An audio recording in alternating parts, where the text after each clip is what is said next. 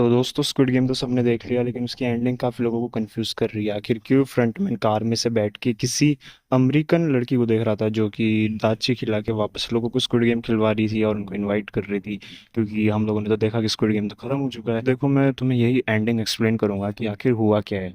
तो देखो, सबसे पहले हमें देखना पड़ेगा कि कौन कौन मर चुका है। जो कि सब कुछ मर चुके हैं। गीहून अपना जो मेन कैरेक्टर था 4, 5, 6, वो भी मर चुका। अब ऐसे में जो फ्रंटमैन है वो उसका सामान देने उसकी बेटी के पास जाता है लॉस एंजलिस में।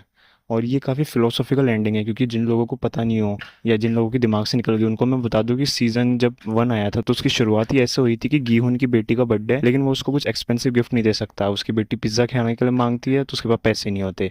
ऐसे में डायरेक्टर ने बहुत क्रिएटिविटी यूज़ करी और सीज़न का जो एंड था वो इसी चीज़ से ख़त्म किया कि फ्रंटमैन पिज़्ज़ा डिलीवरी गाय बन के जाता है और उसकी बेटी को बहुत सारे पैसे देता है, जो कि उसकी फादर की खुद की लाइफ सेक्रीफाइस करके उसको मिले। तो ये काफ़ी अच्छी एंडिंग थी। उसके अलावा जब हम देखते हैं कि जब रोड क्रॉसिंग आती है तो फ्रंटमैन रुक सा जाता है। वहाँ पे एक अमेरिकन लड़की किसी को दाची खिला रही होती है, सेम उसी तरह जैसे हमारे पहले सीज़न 1 और 2 में कोरियन लड़का खिलवाता था।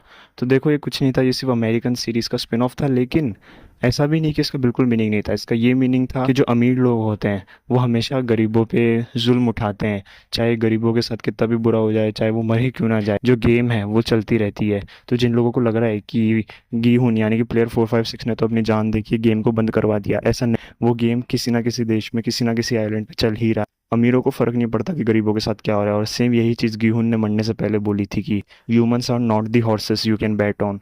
इसका मतलब ये है कि हम लोग कोई घोड़ों की रेस के पार्ट नहीं है जिसपे अमीर लोग अपने एंटरटेनमेंट के लिए पैसा लगाते हैं, क्योंकि जो वीआईपी लोग थे वो इस गेम के अंदर पैसा लगाते थे कि कौन मरेगा कौन बचेगा। तो ये फिलोसॉफिकल एंडिंग थी इसकी, जो कि वांग डोंग यॉक जो इसके डायरेक्टर है उन्होंने काफ़ी अच्छी तरीके से सोचा। अगर अभी भी किसी को समझ नहीं आया तो मैं उस आसान भाषा में समझाऊं कि तुम सब कुछ भूल जाओ, बस इतना याद रखो कि अमीरों को कोई फ़र्क नहीं पड़ता गरीबों के मरने से, कितना ही सेक्रीफाइस क्यों ना हो, वो गेम चलती रहेगी हमेशा।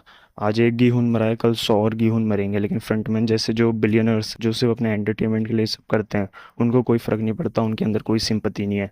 तो ये थी स्क्विड गेम सीज़न 3 की एंडिंग और उसका एक्सप्लेनेशन बहुत शॉर्ट एंड क्रिस्प टर्म्स में। अगर तुम्हें अभी भी फिर भी कुछ डाउट है तो तुम मुझे कमेंट करके बताओ, मैं तुम्हारी क्वेरी सॉल्व करूंगा। और उसके अलावा क्या तुम्हें पता है squid game real life story पे बेस्ड है? तुम्हें नहीं पता तो मैं तुम्हें बता दूं कि मेरी नेक्स्ट वीडियो उसी पे होने वाली है। तब तक के लिए इसको लाइक शेयर करो और ब्रेकिंग सिनेमा को सब्सक्राइब करना मत भूलना।